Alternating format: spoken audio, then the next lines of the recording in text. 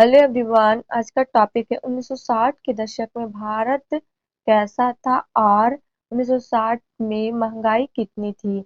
1960 के दशक में भारत का जीवन महत्वपूर्ण राजनीतिक और सामाजिक परिवर्तन से चिन्हित था। 1947 में देश को ब्रिटिश शासन से आज़ादी मिली और 1960 के दशक तक इसका ध्यान राष्ट्र निर्माण और आर्थिक विकास पर केंद्रित हो गया। इस अवधि में प्रधानमंत्री जवाहरलाल नेहरू के आधुनिक समाजवादी और धर्मनिरपेक्ष भारत के दृष्टिकोण का उदय हुआ। हरित क्रांति, जिसका उद्देश्य कृषि उत्पादकता बढ़ाना था, 1960 के दशक के अंत में शुरू हुई, जिसने भारत के कृषि परिदृश्य को बदल दिया। 1960 के दशक में 1965 का भारत पाकिस्तान युद्ध और 1962 का भारत चीन युद्ध भी देखा गया, जिसका देश की विदेश नीति और रक्षा रणनीतियों पर अस्थायी प्रभाव पड़ा।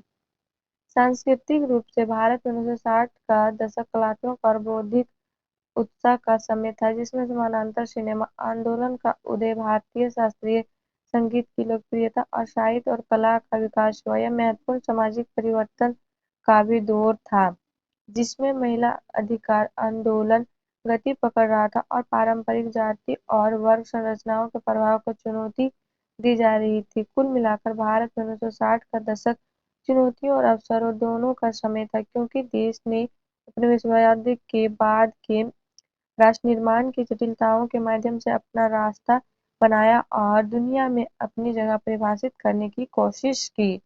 1960 के दशक में महंगाई कितनी थी?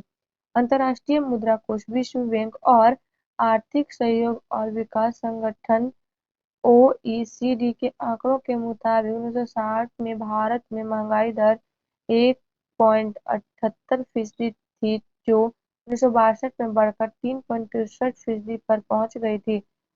पंडित नेहरू का कार्यकाल 1947 से 1964 तक रहा।